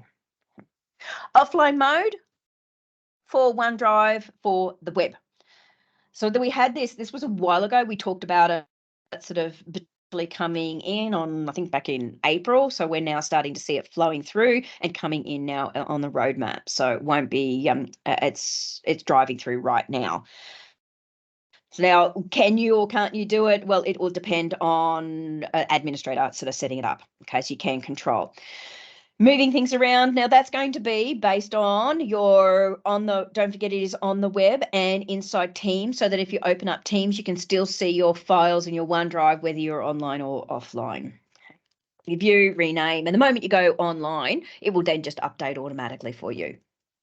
So these are the web. We had it on our desktop for a while, of course, because it was always about both online and offline. This is about the web and Teams now having the same kind of feature and functionality for your personal files. Open in-app availability. So the same way that you can do in, Word, PowerPoint, Excel, when we go open, when it comes of things like, videos and things like that, you can now go open it in the app from your OneDrive. Okay, so that means it's in the native app. So this is app on your desktop. Okay. Where do you want it to go? Now, SharePoint. There was a ton of content that came out. A ton of content. We could be here for an hour just going our way through. Unfortunately, the SharePoint user group is no longer running sort of from here from Sydney, which is a little disappointing. But just put in a whole heap of links. Now, this was the sessions from Ignite. I'm going to focus on some of the core things that came in around Ignite. I have touched on some already for you. There is a new adoption page for SharePoint Premium. It has gone live. So if you're not quite sure what this actually is, I would highly recommend going and having a look. Now, SharePoint Premium, it's effectively SharePoint Syntax renamed. Really? Yeah. So if you're going, hang on a second, it's actually because it's pretty much a rename. I think syntax wasn't quite hitting the mark. So we're starting to see that now. It's called SharePoint Premium. So all those features and functionalities that will help you, especially with being the adoption manager. It's got all the guidance, adoption guides. What does that look like? Now, syntax, not quite available for Australia yet. So in terms of location, cross fingers soon. There is the community call that you can actually go and join. So if you wanted to watch a little bit more around it, so you'll see here SharePoint Premium community calls, syntax. Yeah. So you can go watch those recordings. SharePoint has e-signature has coming in. Now it will work and integrate as part of Adobe and DocuSign if you have it. It is a pay-as-you-go service, so it's a $2 per request. Now, this is a $2 US, of course. It's not a $2 Australian. That's always the hard part when the exchange rate might not be particularly great. It can get more and more expensive for us here in Australia. So you can request your signatures from both internal or external recipients and add in those form fields so that they can then jump in and be able to do it. Now, there is an adoption page to be able to support you around SharePoint e-signature. There's also the session that actually will flow through and give you a bit of an idea if you wanted to watch a little bit more in regards to e-signatures. Okay. Some of the roadmap. Now, we've touched on already things like, videos. We've done this one, collaborative notes in Stream. Now, archive and backup have actually come into play. I'm not touching on archive and backup. There is an adoption page around archive and backup. It goes a lot more into the technical side of things, so I'm not sort of diving into some of that content in our session. But it does have in here some of the things that we've touched on in the past, we've already talked about, as well as some of the things I've got elsewhere. Okay. Now, roadmap update. I've just done a one page where I've put in all the various things that you can actually see going on around SharePoint. What I particularly like, just to make it that little bit easier, was a little graphic here that sort of goes, well, what's already been shipped, what's coming up sort of before the end of the year, and that's Copilot in SharePoint, so it's in preview mode, but it's the next year stuff. It's some of the things that we want to see, some of the design ideas for page sections, for example, the brand center, plus its customized font. We've talked previously about brand center, so it's talking about a few of these sorts of things, and the page co-authoring components are some of the things I particularly like. So this whole page co-authoring, I think, would probably be one of my top components that I've put it up there. There is lots of other content to be able to come in and have a look. And if you look through this page, there is lots around Viva connections. So there's all these different Viva components that are flowing through.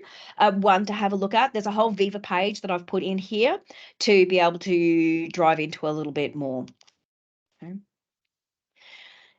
So the Viva stuff, there are 5 things around the cross-suite capabilities that are actually coming. So it's not just about all the things that are new for Viva, but it's about how it starts to intersect. And they're the things that I like, because them as a standalone, you kind of go, it's great, but I want to be able to just send that over to there. Do you mean I have to redo it? So these are the sorts of things that I'm particularly liking, that I'm then touching on. So you can got things like, publishing from Viva Amplify over to Engage. So then you can draft and you can actually create things from like a leader storyline and then push it over into Viva Engage. So it makes it a little bit easier rather than redoing it all over in Viva Engage as part of, whether you want to do something in storylines or campaigns, or, there are different ways that you could do it over in Viva Engage, but you can do it in one and send it to the other now. Another one is you can view your goals progress in Viva Goals over in Viva Engage. So you've actually then got a, cross-suite integration to be able to see things like, does it bring and align your missions, and have a look at those results over into the community so that you can have conversations around them, around your Viva Goals. So I'm liking some of these integrations. That's coming into the H1, so 2024. Approximately. We'll see. I'll keep you up to date as we see it start to hit. Okay. Things like your pulse, if you're doing some, other things across from Glint, you can then bring it over into Insights. So they're integrating where you go with the connection, if you're connecting the two, and say you've launched a survey in Viva Glint, which is very much around the culture side of things in terms of Glint. Then what you can do is you can start to then see those results over in Viva Insights. So we're starting to see all these, survey results to make it a little bit easier. So another one is the combination of your workplace analytics and having that then coming over. So the combining of the analytics and employee feedback. Now, this is one that's in private preview at the moment with some expanded capabilities coming. So, Viva Glint, as we've talked about, it's about employee experience. It's about understanding employee feedback. So now we're going to see some of that coming over in different ways around the reporting for workplace analytics. So it's got the insights to the analytics side of things. I've put in the example of, what that might actually look like. Transforming some of our insights actually physically into action. So we get then a template, so a sort of pulse survey. So when we see it in Insights, it's got things like, there's a whole heap of different pictures, by the way, on this one. I've just sort of dropped one in around urgent collaboration so that you can start working with your team around this. So it'll give you different recommendations that you could then push back out again. So it's got some templates, liking the templates to be able to help you. Now, Loop. I've put in the Loop session. A lot of the sessions at Ignite, you do have the ability to go and watch them. So if you couldn't see it at the time, you can go back and watch them again. There are presentations you can download. There was a couple there there was one in particular, the Teams Premium. There was some different presentations, or they're coming to 365. Some of them are very light on, but some of them have got a little bit more detail. So go and have a look. It will be, if they are there, it will be in the resources section, the presentations and things like that. So you could, if you're more of a, I don't want to watch, I just want to have a quick skim through and see if there's anything that I would like to watch, you could have a look at the transcript. In the what's new to Loop, the ability to export tables. Okay, so you can do export the tables into Excel. Okay, I like the fact that you can take it out. There's times where we've got stuff from the past that you might want to put into Excel. The good part about that is if it's in Excel, then you can do it and transfer it into lots of other things. Maybe you wanted to put it in Power BI, or maybe you wanted to bring it into Planner or lists, or the fact that you can export it means that you can bring it into other things. Yeah, because sometimes you might start something somewhere and you go, hang on, I need something more off the back of it. So for me, it's not so much about the fact that you can export it. It's the fact of what you can do after you've exported it. Another one is in terms of Microsoft Stream, the collaborative notes coming into play into Stream. So you can see that as part of your Loop component dropping in. So that's a Loop /Stream stream integration. Whiteboard, we've now got the external guest sharing via a specific person link. It used to be that it was, your organizational, or you could have things like, anonymous, but a lot of times that turned off. So that more specific person gives you the ability to do private confidential links as part of that guest sharing. Now, it will always, of course, go based on whatever the tenant and administrator have set up. So if there's no sharing at all for external guests, then it's going to shut it off. Like if you can't do anything out to external, even if it's a specific person link, of course, it's going to reflect that and respect that as part of it. The new Forms app. So if you go into the Microsoft Store, you can now go download to the desktop, if you can in your business, download the Forms app. Now, if you can't because you have to use Software Center or maybe you're using, or it's getting pushed out via Intune, whatever. There's lots of different ways that you might have content delivered. One I would recommend that gets given to employees, or maybe it's just to those that would potentially be creating forms, because I know that there's a lot of organizations that shut it down and it's only the comms team that's allowed to, for example. I don't necessarily agree with it, but I do know that it happens. So one to consider, maybe it needs to be put in as part of a change plan in the business to allow Microsoft Forms app to be able to be pulled down.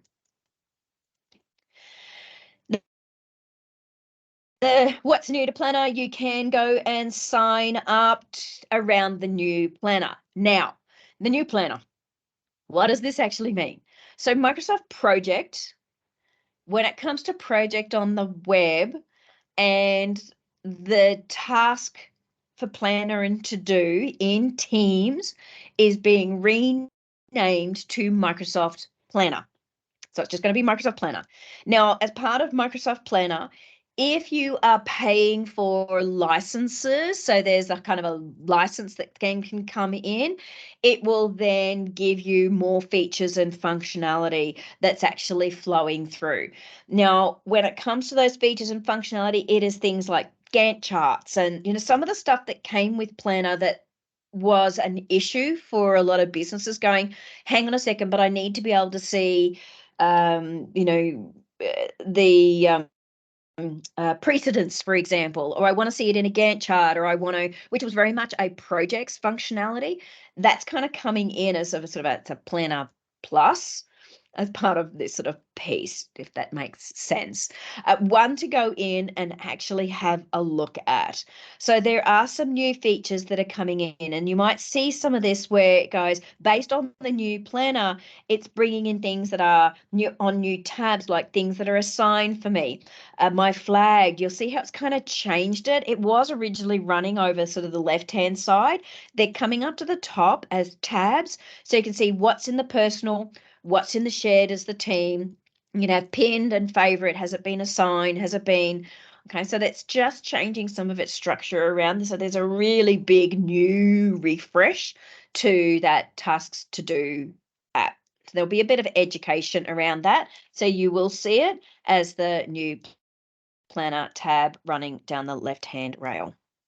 Now, Microsoft have provided a FAQ document where it's quite a big document on all the various questions. So when is this starting to come into play? So it's effectively kicking off now, okay, in terms of the Planner. But by spring, it's going to be generally available. So the Microsoft project for the web is going to be renamed Microsoft Planner. Okay, project for the web is going to be renamed Planner. So if they're looking for a project, they might get a little confused. So it's now one for us to untangle for our audience. So as part of the new Planner, so for the current users for project on the web, it's going to continue to be available, as we said, under Planner. It's going to be available for anyone that's got the 365 subscription, no additional licenses. However, there is going to be, as we said, those premium capabilities that would come from if you had a paid subscription for project on the web. So it's going to give you things like the, Gantt charts and the other components that came with project on the web. Okay.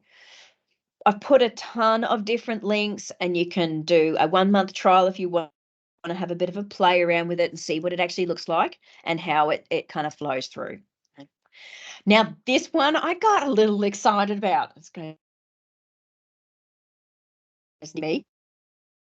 Office has not had a refresh on its themes and a lot of its components for a really long time. So the Office documents have got a whole new default theme. Now, we've had Calibri for ages. The new default font is going to be called Aptos.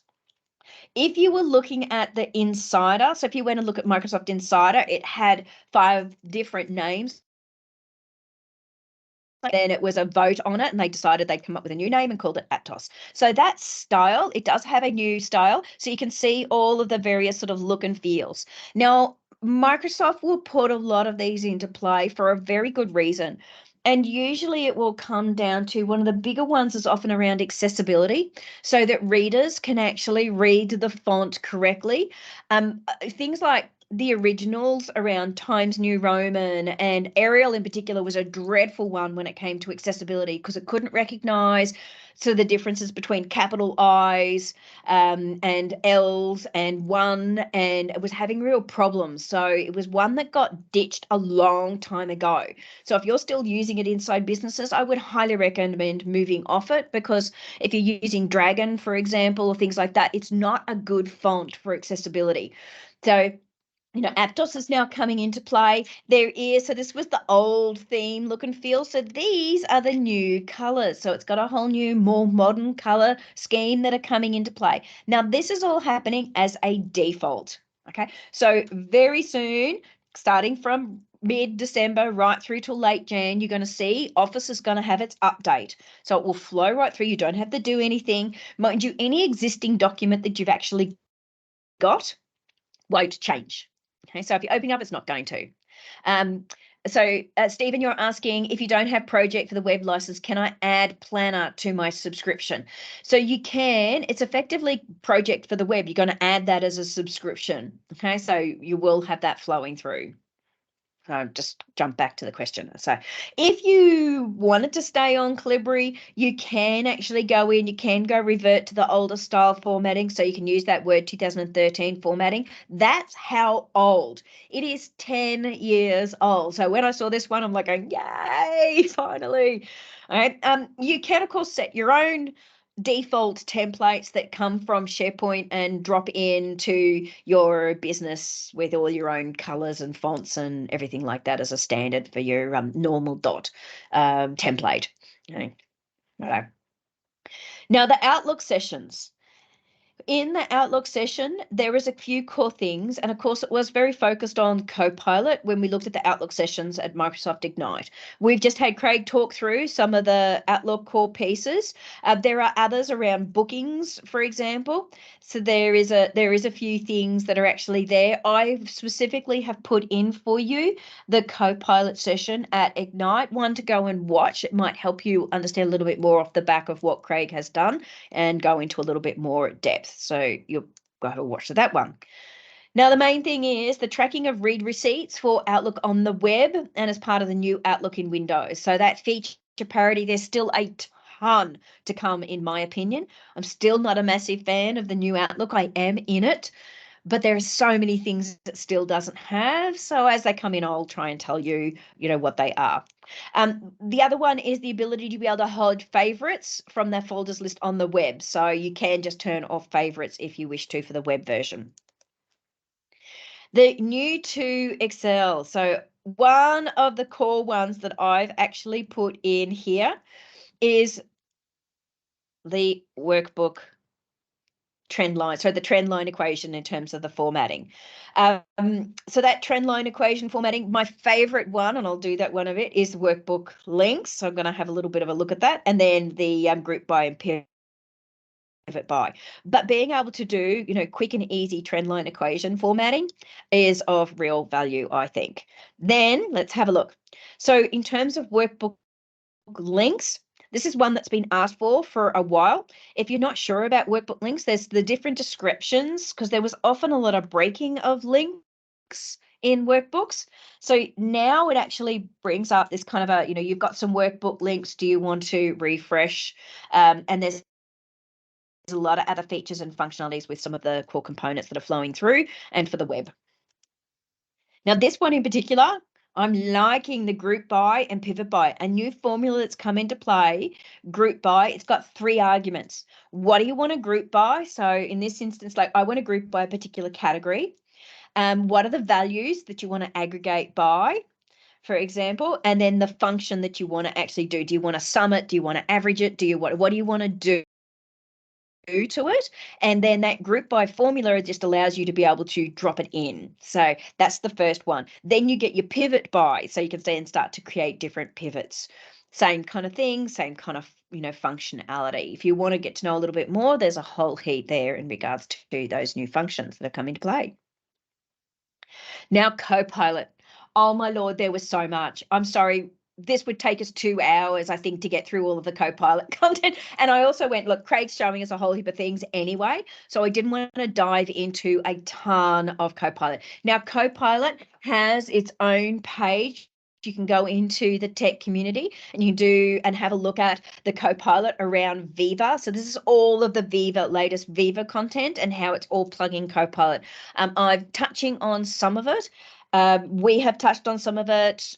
Craig didn't touch into the Copilot for Viva side of things, but there is an awful lot there for you to go and have a look at how it's flowing through right across the whole suite, guys. One that over time we'll get ourselves up to speed on. Clipchamp, we're seeing Clipchamp and Designer really starting to flow into 365 now. Okay, so the Clipchamp component, we saw that it was integrated now into our 365 environment as part of the very first what's coming into Microsoft 365. You can do 4K exports. It's got the ability to be able to do a branding kit to be able to drop in. There is premium stock content. Now that's going to come based on, and some of this is going to be based on a premium component. Now that premium component with some advanced analytics, for example, for Microsoft Stream is actually coming at a cost. Now these are based on US dollars. It's got an introductory price of $5 US for right through till June, end of June. And then after that, it's going to go up to $7 per month per user. So this is for Clipchamp. So it starts to then get a little bit more expensive, but not all the organization need it. Who's creating content like this? Comms team might be, for example, your trainers in the organization might be, okay? Someone that might be pushing out external content onto websites, for example, that might be in your comms team or design. So it's like you won't need a license for everyone. It's just for specific people to be able to create some visual content. Okay, I've put in here the link to the on-demand session, so you can go and have a look at what that actually looks like if you want to. Image creator, who's been on LinkedIn lately and seen all the Microsoft image designer? So with designer come into play. I may have been playing around with it. My hair's all slicked back. I probably should have had one that was there, Kirsty with the hair back. So I generated this one. I put in my parameters. There's a whole heap of parameters that you can put in. I put a Lego woman with square gold glasses and blue eyes, long curly yellow hair, because it is Lego after all, wearing a teal blouse with a Microsoft Surface, 3D, all these different things that I put in to be able to generate this image. And if you go on LinkedIn, you'll probably see a ton of Microsofties have been doing the same. So we've been creating our little avatars and things like that with it. So do like it, a lot of fun. You don't have to choose a Lego woman, of course, but I did. I've got a little Lego person here somewhere that I've actually got with an MVP shirt on. I don't know where he's gone. So the thing with poor little Lego, I used to have him pinned up on my desk here, but I might have knocked him off anyway. So what's retiring? We're getting to the very end. I did say it was nearly an hour. Retiring, live event, because we've got town halls now. Okay, so town halls, it is shutting down. It will be retired by September next year. So you will need to start looking at downloading the recordings, uploading them to a different location. You will not be able to start, schedule or join any team events after this date. Okay, so you've got a little bit of time, but still it is retiring. Stream Classic, done. So if you're not on the new stream, then I would highly recommend we need to start making sure that we're using a lot of the components in SharePoint, for example, have already finished and you can't use them anymore anyway. So you need to start moving those over. OneNote for Windows 10, end of support. Okay, going to be done. Now it says 2025. Look, we do know that it's being the two are merging to one OneNote. So we have that as a path. A lot of people are still using the Windows 10, OneNote for Windows 10. We really need to start educating them, bring them over. If you're using standalone of OneNote, I would highly recommend you stop. You need to start using the OneNote for Microsoft 365. So you'll start getting all those iterative updates flowing through. It's going to be a little harder because if you're using the Windows 10, it will be stopping. Okay. So you need to migrate over and get off the standalones. Okay. Please don't attempt to uninstall Windows 10. You know, there might be lots of data there that they might lose if it's sitting there at the moment. Now, the Find Time add-in is being removed and replaced with scheduling polls as a native feature. So that has started, that will start in a week's time, and it will take about a week, and it will actually be pulled out, and schedule polling is going to be the replacement feature. It is built in directly as part of that Outlook client, so as a part of the native feature for you to be able to schedule polls. Okay. If you're not sure how to, I've put some links in on how. There's lots there in terms of the release notes. Most of it was just fixing things, lots and lots of fixing of stuff. A few little core pieces that have come into play, one to go and have a look at. There's always the different release notes. No, it depends on what you actually use. These are the latest, depending on the build. If you're on the standard, just update me immediately, or do you do a semi-annual? So if you go into semi-annual or monthly, it will be a little different to you. You won't have had some of these updates yet, so keep an eye out on them. The Microsoft Events Catalog, go in, have a look. There's always something new going on in there for you to potentially be able to join and learn across the various different topics, depending on what your focus is. The community days, there's lots on community days right around the globe. Don't forget, you've actually got the Digital Workplace Conference in New Zealand is coming. Looking forward to seeing Tracy Vanderschiff. She's actually going to New Zealand. Cross fingers she's going to come back to Australia, because I'm really looking forward to having a good chat with Tracy again. We do chat. Where do I find all the standard content? Look, the Adoption LinkedIn newsletter, there hasn't been one for some time. It has been a little while since we've seen one come out.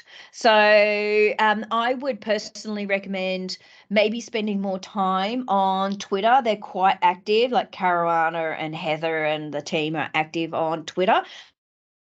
They're not as active on LinkedIn these days. We're not seeing much content flowing through on the LinkedIn side. I have put in some of the new resources around Copilot in here. There's a whole heap more to go.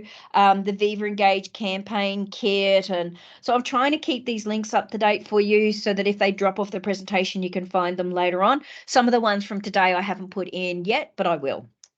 Where do I get all my content? All over the place. The user groups, I will put up the past sessions in here for you. I haven't actually put in Andrew's from last month. I've just realized, but I will drop that in as well as this, so you'll find it in the presentation.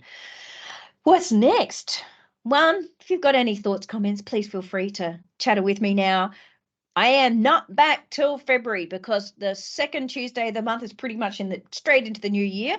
So I always start back in February, so it'll be a little bit, I get to have a break for a little while. I'm looking forward to the break, and I will see you next year. Happy holidays, everyone. It's been a big year of updates, a massive year of updates, and even in the updates I've shown you, there's so much content that sits behind some of these links as well. I just brought out the pertinent information that I thought would be a real value to you. I just couldn't, off the back of Ignite, we could be going for hours, hence why it's a conference that goes for 2 days. So I've kind of summarized as much as we can. So Stephen, the link to the presentation is in chat. If you go back, it's also pinned to the top so that you can go and have a look at all of the content and all of the links in here. Does anyone have any questions on anything that I've gone through? Let's just see. I don't think so. Thank you very much, everyone. Caitlin. So yes, I know I'm really looking forward. And how did I become a Microsoft MVP? MVPs become an MVP because we're really passionate about what we do. I started doing the adoption user group because I was finding I was having a lot of individual chats and talks with people, and I thought I'm just going to start doing this so that they can come to me rather than me going to each person individually. And it was about educating, and I was on forums and I was helping out people, and I started presenting at conferences, and Microsoft recognise you for the community work you do. So that's how I became an MVP. So I've been an MVP. I've been awarded now for the last 6 years running. It's all about the community work. So if you're passionate about what you do, you need to get another MVP or a Microsoft employee to actually recognise you, and they're the ones that will put you forward for an award.